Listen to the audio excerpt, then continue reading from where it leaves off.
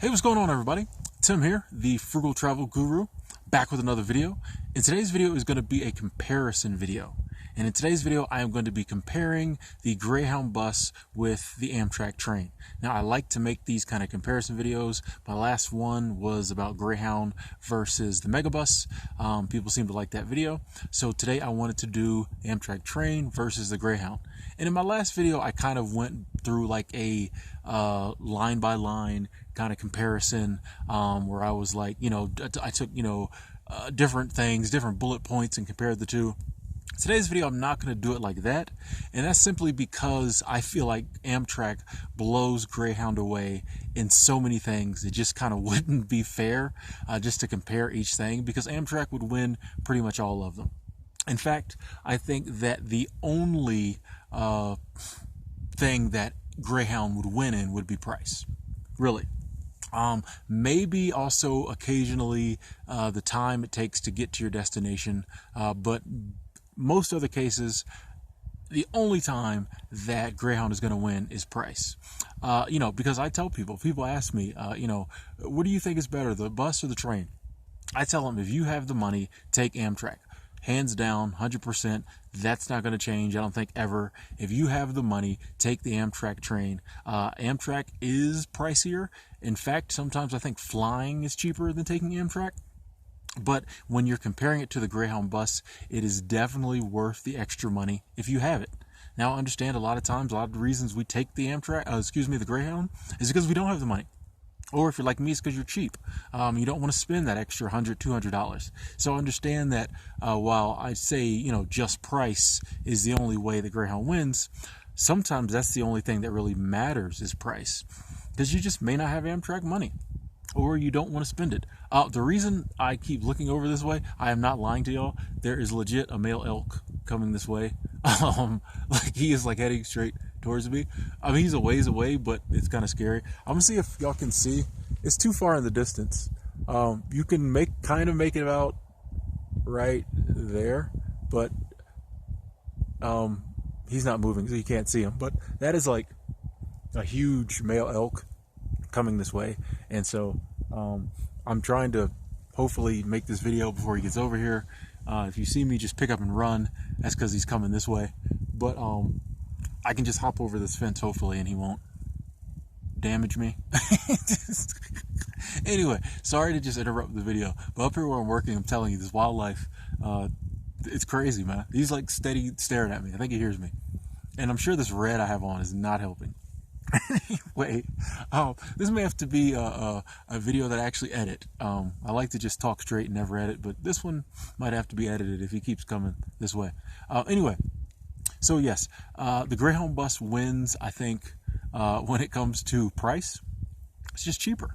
Especially if you book 2 weeks or more in advance, like I'm always telling people to do, you just get a better price. Now with Amtrak, the same thing. It's pretty much any form of travel. If you book, in advance, you'll get a better price than if you go the day of or the day before, things like that. But still, Amtrak, even for the cheap seats, is going to be more expensive than Greyhound. So if price is your big thing, go Greyhound. But if you have the money, definitely go Amtrak. Just the comfort, the level of customer service, just the overall experience is way better on the Amtrak. I've been on the Greyhound bus many times, and I always knew I was on the Greyhound bus. There might have been a couple times I zoned out, but when I was on the Amtrak, there were legit times when I forgot I was on the train. Like, seriously, I forgot I was on the train. I had my earbuds in. I was relaxed. The seats were twice as big almost as the seats on the Amtrak. When no one was sitting next to me, I'm a big dude, I'm a tall dude. I could get in both seats, almost stretch out.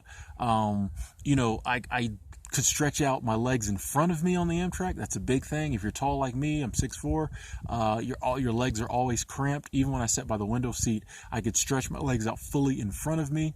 That was a big deal. I could get up and go to the bathroom, and It was a real bathroom, pretty much.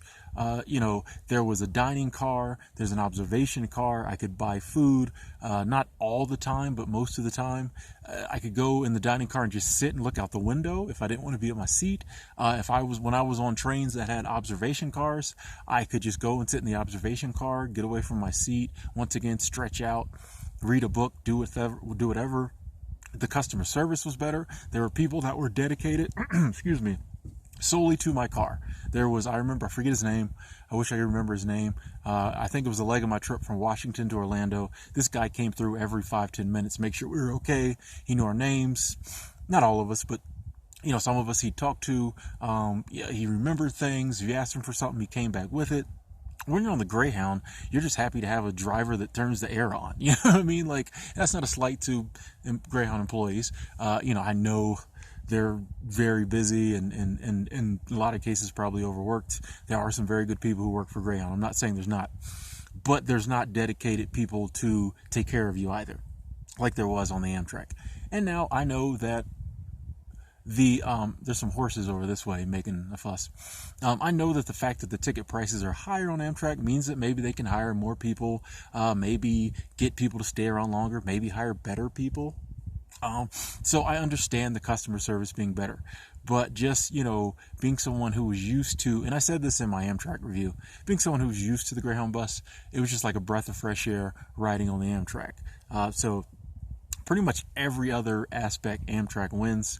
Though it does, I will say, like I mentioned earlier, sometimes it does take a little longer. Like, I went from Dallas-Fort Worth to Orlando, Florida. It took 3 days on the train.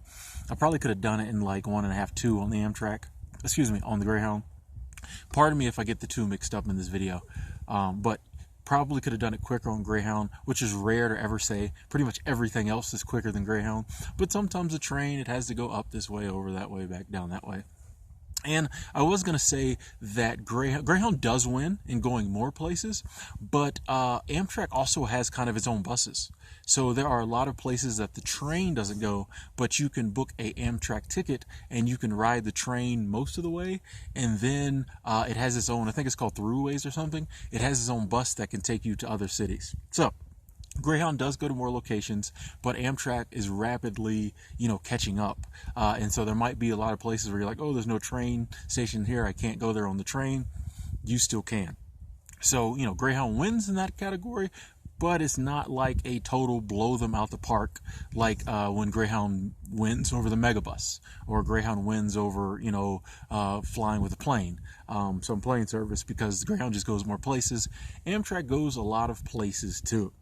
So, overall, like I said before, if you have the money, go Amtrak. And I've just been talking about the regular basic Amtrak seats here. I haven't even gotten to, because I've never spent the money for one, into like your own, what do they call them? The view liner or whatever it is, where you have your own kind of room deal, basically.